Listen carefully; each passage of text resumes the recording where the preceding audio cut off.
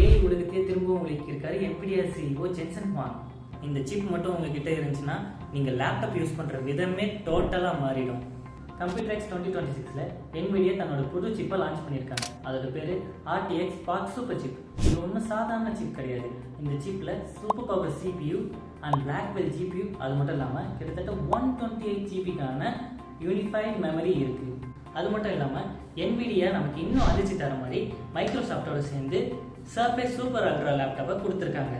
அதாவது கிட்டத்தட்ட இந்த லேப்டாப் எப்படி இருக்குன்னு பார்த்தீங்கன்னா, வெறும் ஒரு சின்ன ஃபோன் அளவுக்கு டெப்த் இருக்கிற லேப்டாப்பை வச்சு உங்களால் ஏஐ ஏஜென்ட்ஸை ரன் பண்ண முடியும். அது மட்டும் இல்லாமல் இதோட டார்கெட் ஆடியன்ஸை யாரும் வந்து பார்த்தீங்கன்னா content creators and AI developers இவங்களாம் தான். கொஞ்சம் யோசிச்சு பாருங்கள், ஃப்யூச்சரில் நீங்கள் லேப்டாப்பில் மவுஸ் கீபோர்ட் எதுவுமே யூஸ் பண்ணாமல் வெறும் லேப்டாப் முன்னாடி ஒரு பர்சனுக்கு முன்னாடி உட்காந்து பேசுகிற மாதிரி நீங்கள் அந்த லேப்டாப் கூட பேசி உங்கள் டே டு டே டாஸ்க்கை நீங்கள் கம்ப்ளீட் பண்ண முடியும். கேட்குறதுக்கு நம்புற மாதிரி இல்லைல்ல, ஆனால் இதுதான் நடக்க போகுது. NVIDIA கிட்டத்தட்ட இந்த சிப்பை உருவாக்குறதுக்கு 32 வருஷம் ஆகியிருக்குன்னு சொல்லியிருக்காங்க.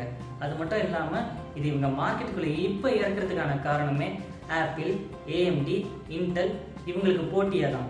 இதை விட முக்கியமான விஷயம், இந்த சிப் கிட்டத்தட்ட ஆப்பிளோட M4 விட பவர்ஃபுல்லாக இருக்கும் அப்படின்னு சொல்கிறாங்க. அது மட்டும் இல்லாமல் இது இன்னும் லான்ச்சிங் டேட் எப்போன்னு அவங்க இன்னும் அனௌன்ஸ் பண்ணல. ஆனால் கிட்டத்தட்ட இதோட இந்தியன் ப்ரைஸ் எக்ஸ்பெக்டேஷன் 60,000லேருந்து ஆல்மோஸ்ட் 3 lakhs வரைக்கும் இருக்குன்னு சொல்கிறாங்க.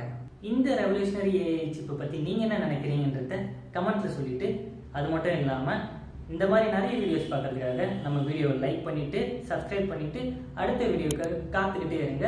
அடுத்த ஒரு நல்ல கண்டென்ட்டோட நான் உங்களை வந்து பார்க்குறேன். Until then, bye.